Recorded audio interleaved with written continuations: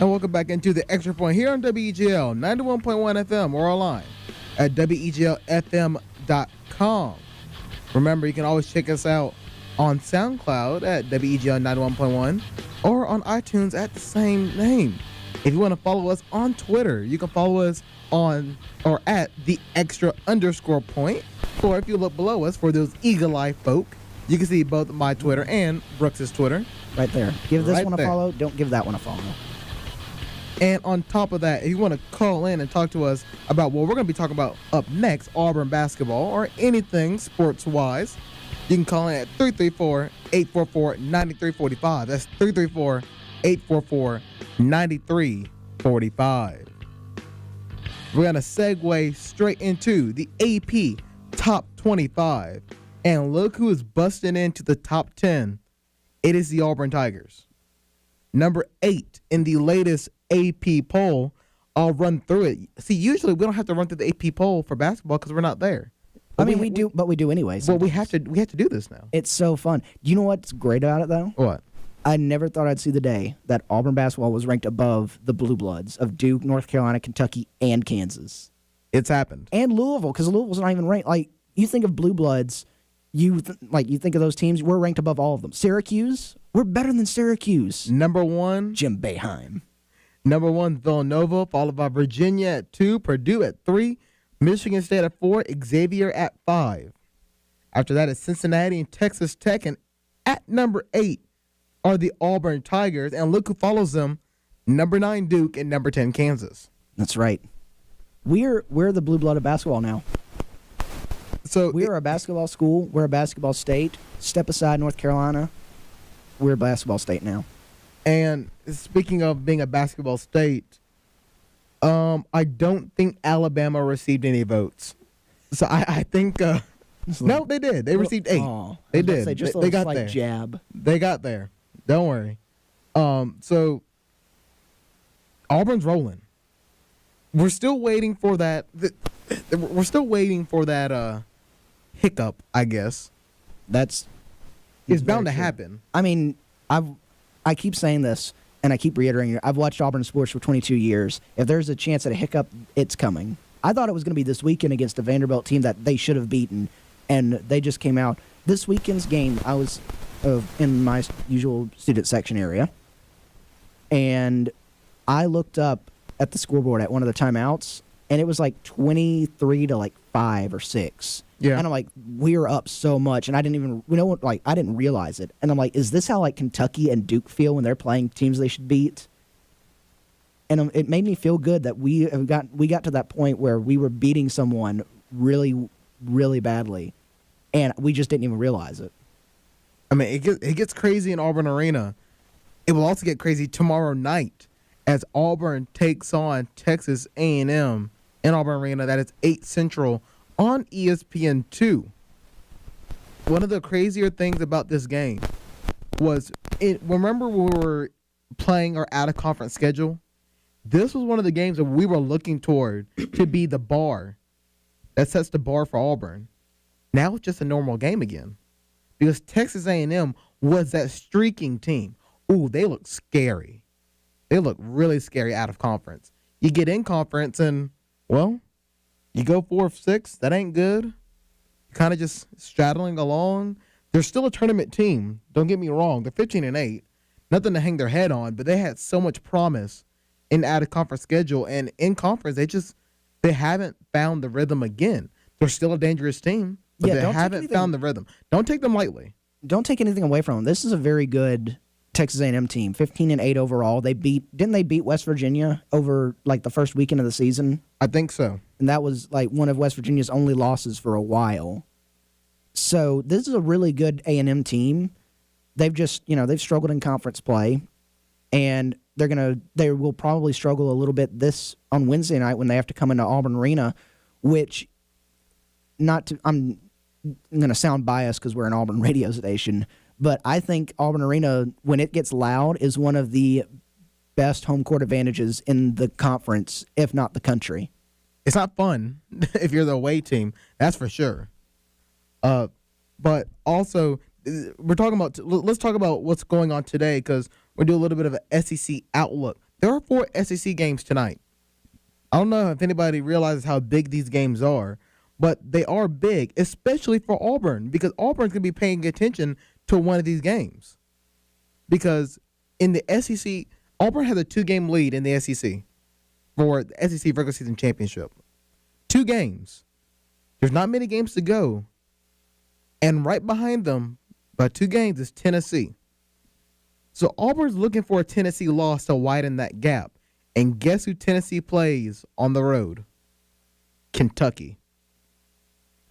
Number 15 versus number 24. Kentucky takes on Tennessee tonight, 6 Central on ESPN. Kentucky is a 1.5-point favorite. That is a big game for Auburn. It's a big game for Tennessee and Kentucky, too. If Kentucky really wants to get back on the winning snide, they need to win this game at home. If Tennessee really wants a lot of momentum, you go into Kentucky and beat them. And if you're Auburn, you're hoping that Kentucky gets a big win over Tennessee. That way, they kind of, when they walk into Auburn Arena, in 8 days. By the way, the game's in 8 days. Oh, no. Valentine's night, someone's heart will be broken. Somebody's heart's going to be broken. I hope it's not mine. When Kentucky walks in 8 days, hopefully they would have already hit their peak and they're coming back down off the euphoria of a big win. Another game is South Carolina on the road taking on Arkansas. Arkansas is a 7-point favorite. That is on ESPN2. 6 o'clock again on SEC Network. Alabama, after getting a big win over Florida, goes on the road to Mississippi State. And Mississippi State is favored by 3 points. That would be at Humphrey Coliseum in Starkville, Mississippi. The Hump. And finally, at 8 Central, Missouri travels to Oxford to the Pavilion to take on Ole Miss. Ole Miss looking to get back to 500. Missouri is looking to extend their good record. If Missouri would have won 16-8, and that's a pretty respectable 16-8, good enough to get into the latest bracketology, I'm sure. It's amazing to look at the SEC, and you look around the league, and just by comparison, you think the league's not that good because Auburn's beating everyone. There's a lot of middle-of-the-road teams in the SEC. There's a lot of 4-6 teams.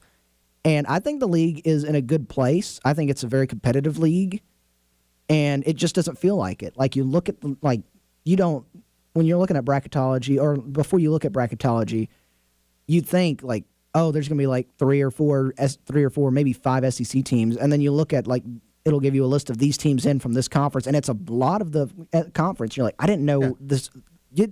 It's a very sneaky conference this year. Out of the 14 teams in SEC, 6 are 4-6 in conference. It is a train wreck. It is a log jam at the bottom.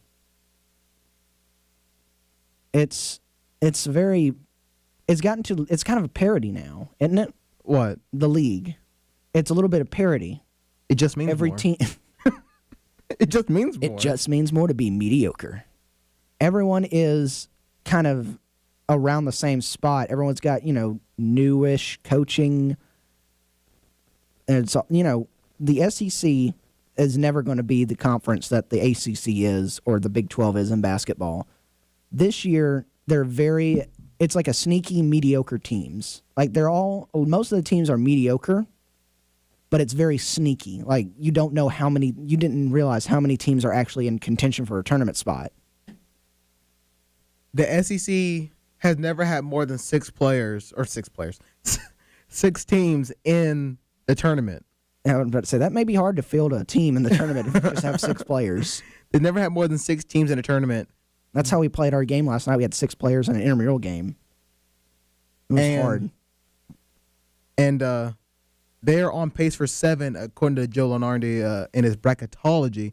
I keep looking at my phone. When we go to break, I'll read off a couple of breaking news things that are happening in baseball and in basketball. And by basketball, NBA basketball, not NCAA. Okay, we've had enough of that kind of breaking news. No, we don't. Yeah, we don't need any more of that.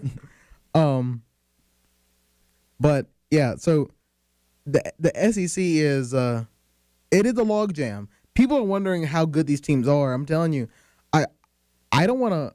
If I'm going to be honest, I don't want to play A&M in the tournament. I don't want to play Alabama in the tournament. Alabama's hard to figure out. They really I don't understand. They came in. They beat us with their leading scorer out. Alabama is like your parents trying to text you using emojis. You can't figure it out. Or using like words that you know, but you didn't know that they knew, like yeet. Alabama is the equivalent of your mom yelling at you for something, and then when you ask why are you yelling at me, she always says it's because you're on that phone, and you're nowhere near your phone. That is the equivalent of what Alabama basketball is. Am I right?